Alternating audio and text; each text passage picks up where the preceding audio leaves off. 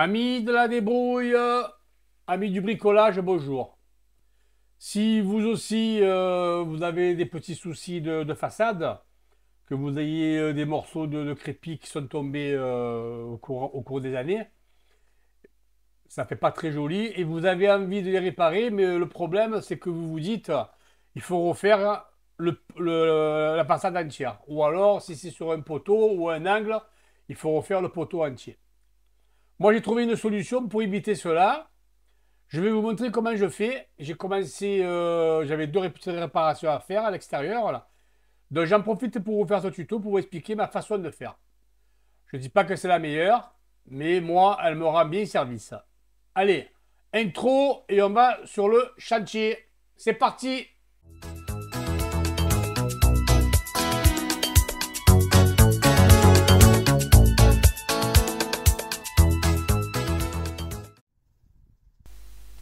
Alors, il faut délimiter la première des choses, la partie malade. Et bien savoir ce que vous voulez refaire. Il vous faut une règle, un mètre, un niveau et un crayon. Et bien délimiter un tracé. Une fois que vous avez délimité l'endroit que vous voulez refaire, il vous faut une petite disqueuse et vous découpez proprement le contour. Et une fois que c'est fait, marteau au burin et on enlève toute la partie malade. Et on se retrouve avec ceci. Voilà.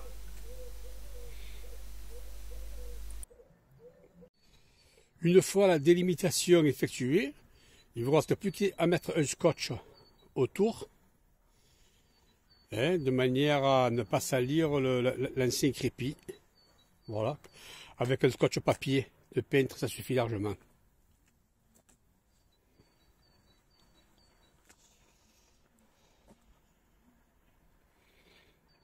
Voilà, et sur les côtés, je mettrai sûrement une règle. Alors, la préparation de l'enduit de façade. Moi, la meilleure solution que je vous conseille, c'est de prendre un vieux seau de peinture, de 10 litres, 20 litres, ce que vous voulez, avec un couvercle. Parce que si vous n'arrivez pas à finir ce matin et que vous le gardez pour l'après-midi, vous le couvrez. Vous y mettez un petit peu d'eau dessus, vous le couvrez, et l'après-midi, vous pouvez l'utiliser.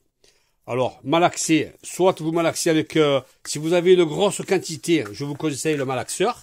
Le malaxeur, c'est, je vais vous montrer. Voilà, le malaxeur, c'est ça que vous mettez sur une visseuse, ou une perceuse, ce que vous voulez, et vous malaxez électriquement. Moi, j'ai pas de grande surface à faire, donc je le mélange avec la spatule de 8. Voilà. Et vous voyez combien il le faut bien épais comme ça, bien onctueux. Pas liquide, surtout pas liquide. Parce que quand vous le faites liquide, deux inconvénients. Le premier inconvénient, c'est que la couleur elle change, elle s'éclaircit plus. Vous n'aurez pas la teinte que vous aurez désiré. Et le deuxième inconvénient, c'est quand vous allez le passer, il va glisser. Voilà. Moi, je vous conseille dur comme ça. Et ensuite, il faut humidifier le mur. Vous humidifiez avec un petit pulvérisateur, il ne faut pas tremper. Voilà, avec un pulvérisateur comme ça, là. Un petit pulvérisateur de récupération. Vous humidifiez le mur. Avant de le humidifier, vous le dépoussiérez bien avec le balai. Fait la partie à réparer, bien entendu, pas tout le mur. Et ensuite, vous humidifiez et voilà. Et vous passez votre enduit. Moi, j'utilise ce qu'on appelle une lisseuse. Je vais vous la chercher. Voilà, je prends une lisseuse. Alors, cette lisseuse, elle me sert uniquement pour faire des enduits de façade. Je ne m'en sers pas pour faire des enduits à la maison, sur du placo, bien entendu. Voilà. Et une spatule de 12. Voilà, je prends, je mets sur la lisseuse et j'envoie. J'essaie de bien pénétrer, de bien remplir tous les trous qu'il y a. Et une fois que c'est bien lissé, bien réglé, j'ai deux solutions. Soit je fais un frottassé, je prends un polystyrène et je frottasse doucement au bout de 2 heures. Il faut compter 2 heures. Ou alors je fais un gratté avec un peigne à gratter que je vais vous chercher. Voilà. Ça, là, vous faites du grattage avec ça. Vous faites un enduit de finition gratté, ce qu'on appelle. Il faut compter 2-3 heures de séchage quand même. Il ne faut pas que ce soit trop mou. Il faut que ce soit bien dur. Qu'on puisse rentrer uniquement l'ongle, pas le doigt. Voilà, je vous ai tout dit. Après la couleur, donc la couleur, vous choisissez la couleur de votre façade si vous la retrouvez. Mais vous savez que les couleurs, on le change hein, avec le temps. Et les fabricants, ils changent de couleur aussi sans arrêt. Il faut aller avec un morceau de crépi, aller chez un fournisseur, voir une couleur qui s'adapte. Moi, ce que je fais pour éviter des problèmes de choc, quand je fais des réparations comme ça, d'abord, je ne refais jamais le crépi qu'il y a en place. Je fais toujours un frotassé ou un gratté. Et je prends une couleur qui tranche. Voilà. Je trouve que ça fait joli et ça répare très bien. Vous verrez le résultat à la fin. Allez, je vous laisse, je vais mettre ça en place. On se revoit après. Voilà donc la mise en place hein, de ce petit morceau là. Je vais laisser sécher une petite demi-heure, le temps que ça tire. Une fois que ça a bien tiré, je mettrai un coup de taloche pour égaliser un petit peu, afin de boucher un peu les trous et les déformations qu'il y a.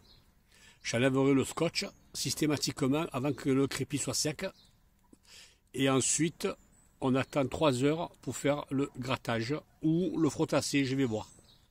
Voilà, à tout à l'heure. Donc voilà, je viens de finir la phase du frotassage. Hein. Alors, je l'ai fait avec une petite...